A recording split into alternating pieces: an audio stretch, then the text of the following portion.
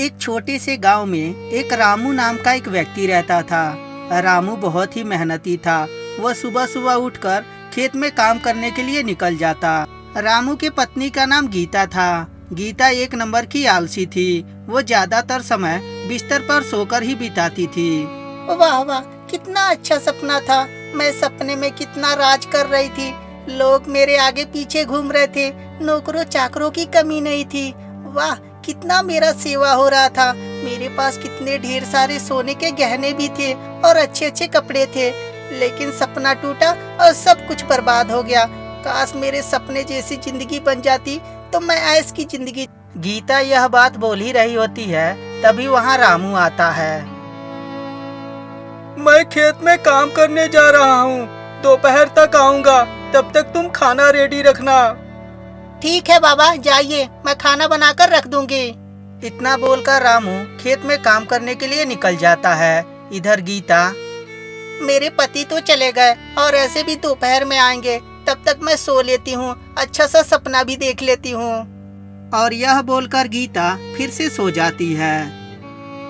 थोड़े देर बाद जब रामू घर आता है हरा थका, तो देखता है कि गीता तो अभी तक बिस्तर पे लेटी हुई है। और तभी रामू, ओ गीता, गीता, अरे तुम अभी तक सो रही हो? मेरे लिए खाना बनाई हो कि नहीं? पूरा शरीर थकान के मारे टूट रहा है। अरे जल्दी से मेरे लिए खाना लाओ, मुझे आराम करके फिर से खेत पे भी जाना है।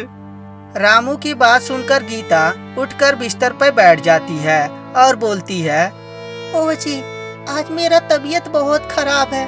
मेरा सर भी दर्द कर रहा है और पेट में भी दर्द है, इसीलिए मैं खाना नहीं बनाई। आप कुछ बना लीजिए ना। गीता का ये रोज का नाटक हो गया था। वो जब भी समय मिलता बिस्तर पर सोकर सपने देखने लगती। एक दिन रामू, गीता, कल खेत में मजदूरा लगेंगे, कल धान की रुपाई करानी है, तो तुम सुबह सुबह उठकर मेरे लिए कुछ नाश्ता बना देना। रामू की बात सुनकर गीता हामी भर देती है। अगले दिन सुबह रामू जब उठकर गीता के कमरे में आता है, तो देखता है गीता अभी भी सोई हुई है और उसने नाश्ता भी नहीं बनाया है। ओ गीता, गीता, ये तुम क्या कर रही हो? मैंने तुमसे कल क्या बोला था कि आज मजदूरा लगने वाले हैं और तुमने अभी तक नाश्ता भी नहीं बनाया। मुझे भूखे ही रहना पड़ेगा आज भी। रामू की आवाज सुनकर गीता उठकर बिस्तर पे बैठ जाती है। ओहो, आपने तो मेरा पूरा सपना खराब कर दिया। कितना अच्छा मैं सपना देख रही थी। चारों तरफ नौकर चाकर लगे हुए थे और मेरी सेवा कर रहे थे। लेकिन जो आप हैं कि मेरे नींद से डिस्टर्ब कर दिए। देखिए, सारे नौकर भाग गए ना। गीता, आखिर तुम कब सुधरोगी? क्या तुम्हें नहीं पता, सपना हमेशा सपना होता है और हकीकत हमेशा हकीकत होता है।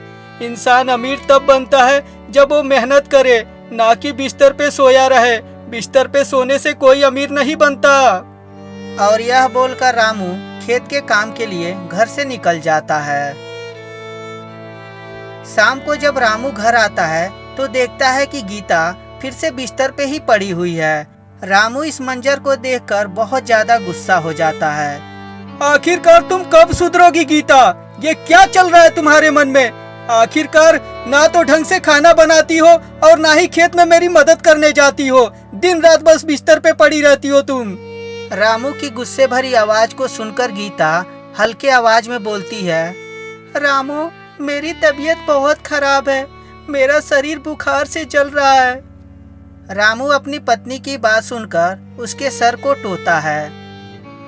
गीता, तुम्हें तो बहुत जोर से बुखार लगा है, रुको मैं कुछ करता हूँ। यह बोलकर रामू उसके सिरहाने के पास जाता है।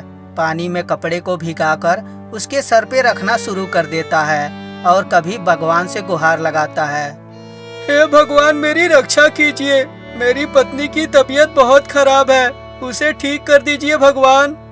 रामू अपनी पत्नी की पूरी रात सेवा करता है। सुबह गीता का भी बुखार कम हो गया था। वो उठकर बिस्तर पे बैठी। ओह जी, मुझे माफ कर दीजिए। मैं आपको कितना परेशान करती थी। आपसे खाना बनवाती थी और दिन रात मैं बिस्तर पे पड़ी रहती थी। लेकिन आज जब मैं मुसीबत में आई तो मेरे सपने मेरे काम नहीं आए, बल्कि आप ही मेरे काम आए। आज के बाद मैं आपको कभी परेशान नहीं करूंगी। रामू अपनी पत्नी की बात सुनकर उसे समझ में आ गया था, देर से ही सही परंतु मेरे पत्नी को अकल तो आई। और इस तरह गीता अपने आदत को सुधार लेती है और अपने पति के साथ खुशी खुशी रहने लगती है। तो दोस्तों, ये कहानी आपको अगर जो पसंद आया होगा तो हमारे चैनल को सब्सक्राइब करके घंटी दबा दीजिएगा और साथ में वीडियो को भी लाइक कर दीजिएगा। और हाँ, एक प्यारा सा कमेंट जरूर कर दीजिएगा और साथ में अपने फैमिली मेंबर को और अपने दोस्तों के साथ शेयर करना ना भूलिएगा। धन्यवाद दोस्तों।